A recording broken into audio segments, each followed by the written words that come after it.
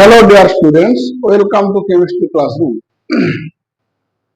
আজকে আমরা চলে এসেছি নতুন ভাবে তোমাদের কাছে একটি নতুন ক্লাস নিয়ে, সহজ ভাষায় সরল ভাবে রসায়নকে বোঝার জন্য। তো আজকে আমরা শুরু করব আগের দিন যে ক্লাসটা শেষ করেছিলাম কোয়ান্টাম সংখ্যার উপর। আগের ক্লাসে আমরা পড়েছিলাম দুটো কোয়ান্টাম সংখ্যা, মুখ্য কোয়ান্টাম সংখ্যা এবং গৌণ কোয়ান্টাম সংখ্যা। তো আজকে আমরা পড়ব আর দুটি কোয়ান্টাম সংখ্যা, একটি ম্যাগনেটিক কোয়ান্টাম সংখ্যা বা চুম্বক কোয়ান্টাম সংখ্যা বা স্পিন কোয়ান্টাম নাম্বার বা ঘূর্ণন কোয়ান্টাম সংখ্যা। তো তোমাদের উদ্দেশ্যে বলি যে আগের দুটি কোয়ান্টাম সংখ্যার ভিডিও যারা দেখোনি তারা এক্ষুনি গিয়ে আগের কোয়ান্টাম সংখ্যার ভিডিওগুলো দেখে নাও, দেখার পরে এই কোয়ান্টাম সংখ্যা দেখতে আসবে, না হলে বুঝতে কিছুটা সমস্যা হতে পারে।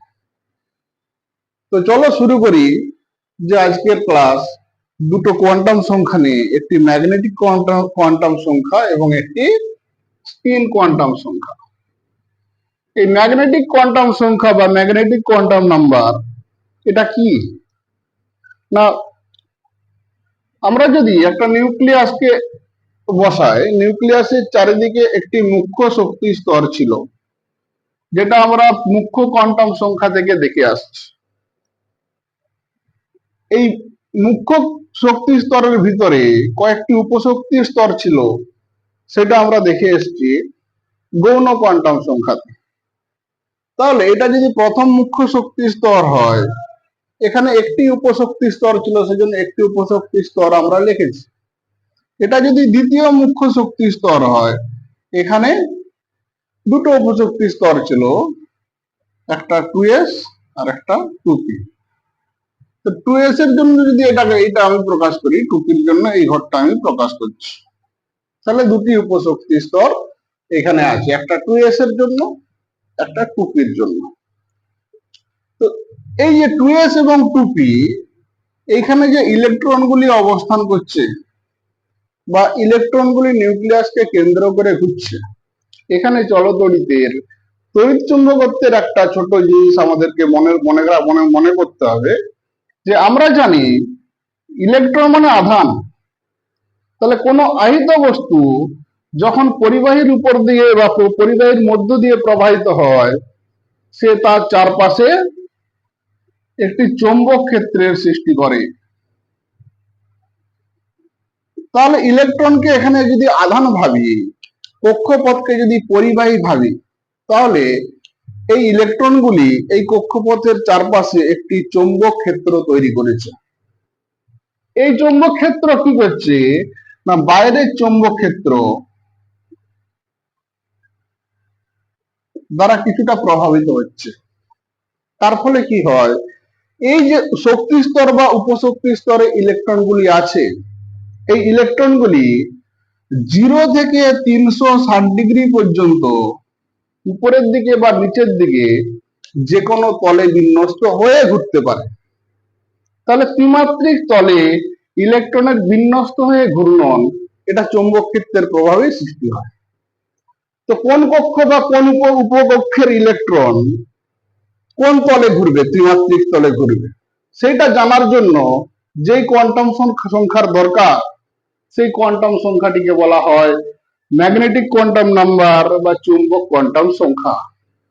এটা আমরা দেখলাম যে ম্যাগনেটিক কোয়ান্টাম সংখ্যা আমরা কেন পড়ব বা ম্যাগনেটিক কোয়ান্টাম সংখ্যা কি বোঝাচ্ছে না, ইলেকট্রনের ত্রিমাত্রিক তলে বিন্যাস, কোন তলে সে বিন্যস্ত হয়ে ঘুরছে।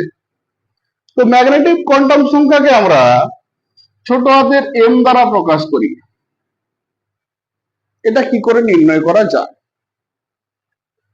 না, আমরা ম্যাগনেটিক কোয়ান্টাম সংখ্যা নির্ণয় করব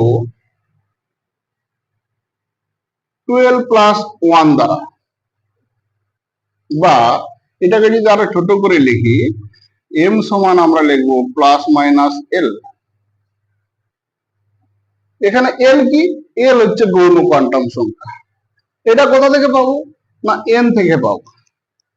n যদি 1 হয় মুখ্য শক্তি স্তর, সেই ক্ষেত্রে l এর মান 0 হবে, m এর মান কত হবে না 2 × 0 + 1 = 1। এর বিস্তার কত হবে? এই বিস্তারটা আমরা দেখব প্লাস মাইনাস এল দ্বারা। যেহেতু এম এখানে 1, এল এখানে 0, তাহলে এম এর বিস্তার হবে একটাই, শুধু 0। এটা 0 কেন হচ্ছে? না, আমরা জানি এল সমান 0 মানে এস উপকক্ষ। এস উপকক্ষর আকৃতি হচ্ছে সুষম গোলাকার, সেই জন্য এদের ত্রিমাত্রিক তলে বিন্যাস একই রকম হবে।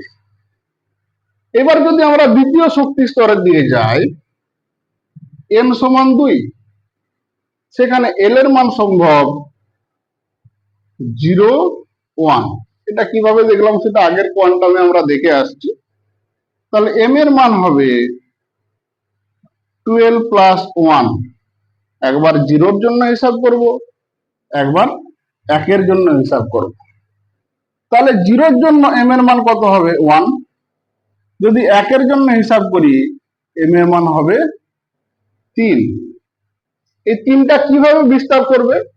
না, এম সমান যদি 3 হয়, এল সমান 1-এর জন্য হয়েছে, অতএব এর বিস্তার হবে তখন এম সমান প্লাস মাইনাস এল। তাহলে এই এল এর মান 1-এর জন্য এম এর বিস্তার কত হচ্ছে? +1, 0, -1। যেহেতু এল এর মান হচ্ছে 1, এল 1 মানে আমরা পি উপকক্ষকে বোঝাই। তাহলে পি উপকক্ষের দেখো ইলেকট্রনগুলি 3টি তলে বিন্যস্ত থাকবে, একটি +1, একটি 0, একটি -1। এই 3টি তলের জন্য পি উপকক্ষের মধ্যে 3টি তল যদি আমরা অঙ্কন করি বা 3টি তল যদি আমরা দেখাই, একটা পি এক্স ওয়াই তল, পি ওয়াই জেড তল, পি জেড এক্স তল। ত্রিমাত্রিক বিন্যাসে এক্স ওয়াই জেডকে আমরা বিন্যস্ত যদি করি, তা 3টি তল পাওয়া যাচ্ছে। এই 3টি তলকে আমরা যদি 3টি ঘর দ্বারা প্রকাশ করি, এই ঘরের ইলেকট্রন পি এক্স ওয়াই তল বরাবর ঘুরবে, পি ওয়াই জেড তল বরাবর এই ঘরের ইলেকট্রন ঘুরবে, পি জেড এক্স তল বরাবর এই ঘরের ইলেকট্রন ঘুরবে। তাহলে পি এর এই 3টি ঘরকে আমরা বলবো পি এর 3টি কক্ষক। তাহলে চুম্বক কোয়ান্টাম সংখ্যা থেকে আমরা এই জিনিসটাও জানতে পারছি কোন উপশক্তি স্তরের কটি কক্ষক সম্ভব। না কটি, না 2টি কক্ষক সম্ভব। সরি, পি এর 3টি কক্ষক সম্ভব। এরপর যদি আমরা 3 নম্বর শক্তি স্তরে যাই, 3 নম্বর শক্তি স্তরে এন এর মান হবে 3। তাহলে এন সমান যদি 3 হয়, এল সমান হবে 0, 1, 0 এস, 1 পি, 2 হচ্ছে ডি। তাহলে 0 আর 1 এর মানের জন্য চুম্বকীয় কোয়ান্টাম সংখ্যা কি হবে সেটা আমরা দেখে এসেছি। এইবার যদি আমরা 2 এর ক্ষেত্রে হিসাব করি, এম এর মোট মান হবে 12 প্লাস 1, এর মান হচ্ছে তোমার 5। তাহলে এখানে এম এর বিস্তার কি হবে? এম এর বিস্তার হবে প্লাস মাইনাস এল, অর্থাৎ এখানে যদি এল সমান আমি 2 লিখি, এটা হবে প্লাস মাইনাস 2। এর মানটা আমি কিভাবে বিস্তার করে লিখবো? +2, +1, 0, -1, -2। এই 5টি আমরা এখানে অভিমুখ পেলাম বা 5টি তল পেলাম। যে 5টি তল বরাবর এল সমান 2, অর্থাৎ ডি উপকক্ষের ইলেকট্রন বিন্যস্ত হয়ে ঘুরবে। এই 5টি তলের যদি নাম লিখি আমরা, D X Y, D Y Z, D Z X, D Z square, D X square, Y square. তাহলে ডি এর যে 5টি স্থল আমরা দেখলাম, এই 5টি স্থলের নাম হচ্ছে এই তলগুলি। তাহলে ইলেকট্রন এই 5টি বিভিন্ন তল বরাবর বিন্যস্ত হয়ে ঘুরতে থাকবে। সেই জন্য ডি এর এই পাঁচটি তলকে যদি এই পাঁচটি ঘর দ্বারা প্রকাশ করি, তাহলে এটি একটি কক্ষক, এটি একটি কক্ষক, এটি একটি কক্ষক, এটি একটি কক্ষক, এটি একটি কক্ষক। তাহলে এখান থেকে আমরা ডি এর কক্ষক পেলাম পাঁচটি। এখানে আরেকটা জিনিস আমাদেরকে মনে রাখতে হবে, এই যে কক্ষকগুলি লিখলাম, এই কক্ষকগুলির প্রত্যেকটি শক্তি কিন্তু সমান। সেই জন্য এই কক্ষকগুলিকে একটি টার্ম দ্বারা প্রকাশ করা হয়, এরা ডিজেনারেট, অর্থাৎ সমশক্তি সম্পন্ন। সমশক্তি সম্পন্ন হয় এই কক্ষকগুলি। এইভাবে যদি আমরা n সমান 4 এর ক্ষেত্রে দেখি, তার m এর বিস্তার কি হবে?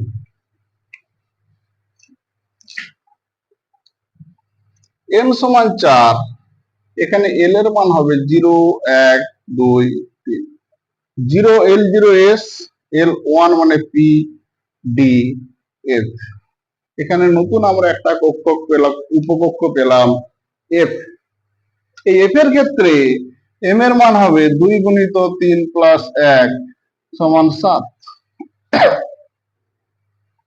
এর বিন্যাস কি হবে না, l এর মান এখানে যদি 3 হয়, তাহলে m সমান প্লাস মাইনাস 3, অর্থাৎ -3, -2, -1, 0, +1, +2, +3। দেখো মোট 7টি মান সম্ভব।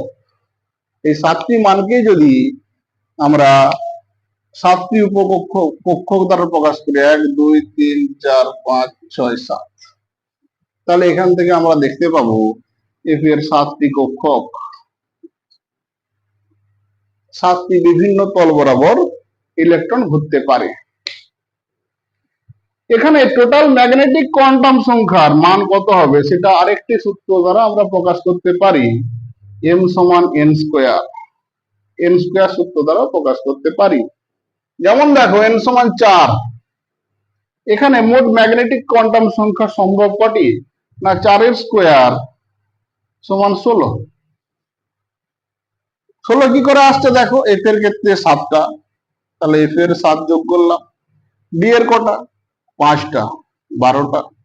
পি এর কটা? 3টে ম্যাগনেটিক সংখ্যা, ম্যাগনেটিক কোয়ান্টাম নাম্বার আমরা দেখে এলাম। তাহলে আর এস এর হচ্ছে 1টা, তাহলে টোটাল দেখো 16। এটা যদি m সমান 2 এর ক্ষেত্রে আমরা হিসাব করি, তাহলে m সমান 2 এর স্কয়ার সমান 4। 2 নম্বর শক্তি স্তরে কি ছিল? 2s আর 2p। তাহলে s এর জন্য একটি, p এর জন্য 3টি, মোট 4টি ম্যাগনেটিক কোয়ান্টাম নাম্বার সম্ভব। এখানে মনে রাখতে হবে যে n এর মান 4 এর বেশি সম্ভব নয়, যেটা আমরা মুখ্য কোয়ান্টাম সংখ্যাতেও বলে এসেছিলাম। সুতরাং m সমান যে n স্কয়ার, এখান থেকে আমরা ম্যাগনেটিক কোয়ান্টাম সংখ্যা পাবো, তার মান কিন্তু 4 এর পরে যাবে না। ম্যাক্সিমাম 16টি পর্যন্ত আমরা ম্যাগনেটিক কোয়ান্টাম সংখ্যা বা কক্ষক আমরা দেখতে পাবো।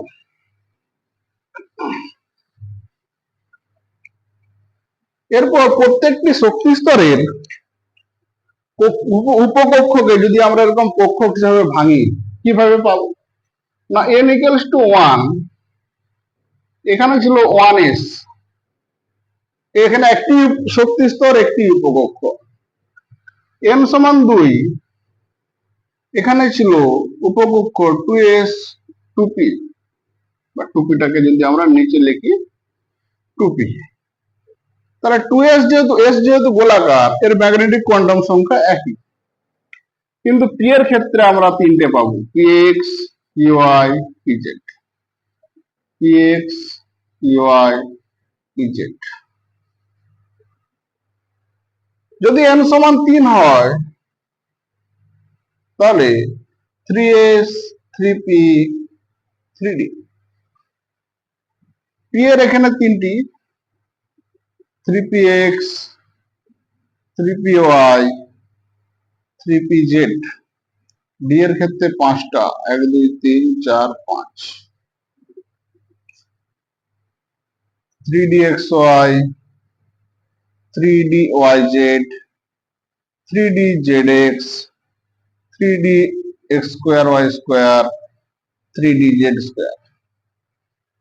এইভাবে প্রত্যেকটি শক্তি স্তরের উপশক্তি স্তরকে আমরা তাদের কক্ষক অনুযায়ী ভাঙতে পারি। এই কক্ষক অনুযায়ী ভেঙে কোন উপশক্তি স্তরে কতগুলি কক্ষক সংখ্যা আছে সেগুলি আমরা এখান থেকে হিসাব করতে পারবো। এই ম্যাগনেটিক কোয়ান্টাম সংখ্যা থেকে আমরা ম্যাগনেটিক কৌণিক ভরবেগ হিসাব করতে পারি। ম্যাগনেটিক কৌণিক ভরবেগ কি করে হিসাব করব? না, এটা নির্ণয় করার সূত্র হচ্ছে m গুণিত h/2π। তাহলে এখানে যদি আমি এস কক্ষ দেখি, এস কক্ষের ক্ষেত্রে m সমান 1, তাহলে এস কক্ষকের ক্ষেত্রে তার ম্যাগনেটিক কোয়ান্টাম সংখ্যা কৌণিক ভরবেগ হবে h/2π, যেহেতু এখানে m এর মান 1। তো পি এর ক্ষেত্রে ম্যাগনেটিক কোয়ান্টাম সংখ্যা পাওয়া যায় 3, যেহেতু এল সমান 2, তাহলে তার কৌণিক ভর হবে 3 গুণিত h/2π। এইভাবে ম্যাগনেটিক কোয়ান্টাম সংখ্যার সাহায্যে আমরা কোন ইলেকট্রনের বা কোন কক্ষকের কৌণিক ভরবেগ হিসাব করতে পারি। এটা গেল তৃতীয় কোয়ান্টাম সংখ্যা, অর্থাৎ magnetic quantum number.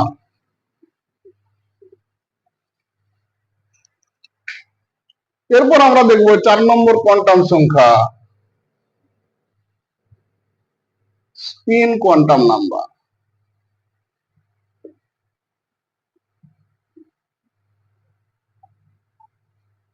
Spin quantum number কেন প্রয়োজন হলো?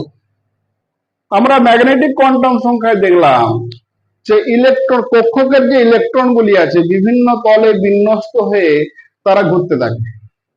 এবার কথা হচ্ছে ইলেকট্রন যে ঘুরবে কোন দিক দিয়ে ঘুরতে পারে, এই ঘূর্ণনকে আমরা দুটি ভাগে ভাগ করতে পারি, একটি ঘড়ির কাঁটার বিপরীতে, একটি ঘড়ির কাঁটার দিকে। এই দুটি ঘূর্ণনের জন্য একটি ইলেকট্রনের দুটি ঘূর্ণন সম্ভব, একটি প্লাস একটি মাইনাস। যেহেতু একটি ইলেকট্রন তার ঘূর্ণন, সেই জন্য আমরা একটি ইলেকট্রনের ঘূর্ণনকে প্রকাশ করি প্লাস হাফ আর মাইনাস হাফ। তাহলে একটি ইলেকট্রনের মধ্যে দুটি ঘূর্ণন সম্ভব, একটি প্লাস হাফ এবং একটি মাইনাস হাফ। এইখান থেকে আমরা কৌণিক ভরবেগ হিসাব করতে পারি √s into s plus 1 into h/2π। এখান থেকে স্পিন কোয়ান্টাম সংখ্যার মান যদি আমরা জানি, সেখান থেকে তার কৌণিক ভরবেগ হিসাব করতে পারব। তো এইটি গেল তোমাদের 4টি কোয়ান্টাম সংখ্যা বা কোয়ান্টাম নাম্বার। এটা কোথায় কোথায় কাজে লাগবে? ধরো তোমাকে এমসিকিউ প্রশ্ন দিল যে 3D 4D 2D 5D এই 4টি কক্ষকের মধ্যে উপকক্ষের মধ্যে কোনটি সম্ভব নয়, তুমি কি করে বুঝবে? না, এই 4টি উপকক্ষকের মধ্যে কোনটাতে ডি সম্ভব নয় সেটি আমি বুঝতে গেলে প্রথমে আমাকে দেখতে হবে এর মুখ্য কোয়ান্টাম সংখ্যা কত আছে। এখানে আছে 3, এখানে 4, এখানে 2, এখানে 5। তাহলে মুখ্য কোয়ান্টাম সংখ্যা যদি n হয়, তাহলে l এর মান এখানে কত হবে? 0, 1, 2, তিনটা হবে। এখানে l এর মান হবে দেখো 0, 1, 2, 3। এইখানে l এর মান হবে 0, 1। এইখানে l এর মান হবে 0, 1, 2, 3, 4। দেখো l এর মান যদি 1 হয়, 0 হয়, তাহলে s, 1 হলে p, 2 হলে d, তাহলে এই ডিটা সম্ভব। 0, 1, 2 এস পি ডি 3 হলে এফ, এটাও সম্ভব। 0 হলে এস, 1 হলে পি। কিন্তু 2 নম্বর শক্তি স্তরে গৌণ কোয়ান্টাম সংখ্যা 2 সম্ভব নয়, সেই জন্য এখানে 2D সম্ভব নয়। এইভাবে কোন উপশক্তি স্তরে কোন কক্ষকটি সম্ভব বা কোন উপকক্ষকটি সম্ভব সেটা আমরা এখান থেকে হিসাব করতে পারি। এখানে আরেক ধরনের প্রশ্ন আসতে পারে কোয়ান্টাম সংখ্যা থেকে। তোমাকে ধরো একটা কোয়ান্টাম সেট দিয়ে দিল। কোয়ান্টাম সেট এই জিনিসটা একটু আগে জেনে নি। কোয়ান্টাম সেট এটা কাকে বলা হবে? না, 4টি কোয়ান্টাম সংখ্যা এন, এল, এম, এস। এই 4টি কোয়ান্টাম সংখ্যা দ্বারা যে কোনো ইলেকট্রনের ত্রিমাত্রিক বিন্যাসকে আমরা সম্পূর্ণভাবে ব্যাখ্যা করতে পারি। অর্থাৎ ইলেকট্রন কোথায় আছে, কিভাবে আছে, কেমন ভাবে ঘুরছে, সেই সম্পূর্ণ ব্যাখ্যা আমরা এখান থেকে দিতে পারি। সেই জন্য এই 4টি কোয়ান্টাম সংখ্যাকে একসঙ্গে আমরা বলবো কোয়ান্টাম সেট। এরকম ধরো তোমাকে একটি কোয়ান্টাম সেট দিয়ে দিল 3, 2, 0 প্লাস আর 4টি কোয়ান্টাম সংখ্যা। এটি সম্ভব কি সম্ভব নয় তোমাকে হিসাব করতে হবে। তো প্রথমে আমরা দেখে নেবো এন সমান কত। 3। এল সমান কত? 2। আমরা জানি এল সমান n মাইনাস 1, মানে 3 মাইনাস 1 2। তাহলে এল এর মান এখানে সম্ভব 2। আবার 2 এর মধ্যে বিন্যাসটি আছে 0, 1, এই দুটি সম্ভব। 0, 1, 2 এই বিস্তার সম্ভব, এল এর বিস্তার। তার মানে দেখো সম্পূর্ণভাবেই বলে দিই। তাহলে এন এর মান 3, তার মানে এখানে এল সমান কত? 3 মাইনাস 1 2। এখানে শুধু 2 সংখ্যাটি দেখলে হবে না, 2 এর বিস্তারটাও দেখতে হবে 0, 1, 2। তাহলে দেখো এন 3 এর জন্য এল এর কোন কোন মান এখানে সম্ভব? 0, 1, 2। এই তিনটার মধ্যে যে কোনো একটা সংখ্যা যদি এখানে থাকে তাহলে এটিও ঠিক। তাহলে এল এর মান সঠিক আছে। এবার চলে আসবো এম। এম সমান কি? এম এর বিস্তার হচ্ছে প্লাস মাইনাস এল, তার মানে কি এল এর মান 2। এর বিস্তার আমরা দেখবো +2, +1, 0, -1, -2। এই 5টি মান সম্ভব। এই 5টির মধ্যে যে কোনো মান যদি এখানে থাকে তাহলে সেটি ঠিক। এখানে 0 আছে, এখানে 0 আছে, অতএব 0 সম্ভব। এস হয় প্লাস হাফ হবে কিংবা মাইনাস হাফ হবে। এই প্লাস হাফ বা মাইনাস হাফ যদি কোনো একটা থাকে তাহলে সেটি সম্ভব। তাহলে এইভাবে আমরা দেখবো কোন কোয়ান্টাম সেট তার মান সঠিক কি সঠিক নয়। যদি আরেকটা উদাহরণ আমরা দিয়ে দেখি, যে একটা কোয়ান্টাম সেট তোমাকে দিয়ে দিল 2, 3, 0, -1। এটা সম্ভব কি সম্ভব নয়। এখানে দেখো এন এর মান 2, এল এর মান 3। এল এর মান 2 এর জন্য এল এর মান সম্ভব কত না 1, এর বিস্তার কত 0 আর 1। তাহলে এই দুটোর মধ্যে যে কোনো একটা সংখ্যা থাকলে এই সেটটি ঠিক। এখানে 3 আছে, সম্ভব নয়। তাহলে যেহেতু এল সংখ্যাটা সম্ভব নয়, এর পরের কোয়ান্টাম সংখ্যাগুলো আমরা আর দেখবই না। যদি এরকম সংখ্যা থাকে 3 বা 2, 0, প্লাস হাফ, মাইনাস হাফ, এই 4টি সংখ্যা তোমাকে দেওয়া থাকে। এখানে দেখো এন সমান 2, এল এর মান কত 1, 1 মানে তার বিস্তার হচ্ছে 0 আর 1। এই দুটির মধ্যে যে কোনো একটি মান থাকলে এটি সম্ভব, অতএব এটি ঠিক আছে। এল ইকুয়ালস টু তোমার 1, এখানে এল সমান তো 1, এল সমান 1 এর জন্য এম এর মান কত হবে? না, এম এর বিস্তার হবে প্লাস মাইনাস এল। তাহলে -1, 0, +1। এই তিনটির মধ্যে যে কোনো একটি যদি থাকে তাহলে সেটি ঠিক, না হলে ঠিক নয়। এখানে প্লাস হাফ আছে, অতএব এটি ঠিক নয়। অতএব এই কোয়ান্টাম সেটটি ঠিক নয়। এই কোয়ান্টাম সেট চিনতে পারলে কোন কোয়ান্টাম সেটটি ঠিক কোন কোয়ান্টাম সেটটি ভুল আমরা এখান থেকে হিসাব করতে পারবো। এই কোয়ান্টাম সেটের গুরুত্বটা কি সেটা আমরা একটু জেনে নেব। যেটা প্রথমেই বললাম যে ইলেকট্রনের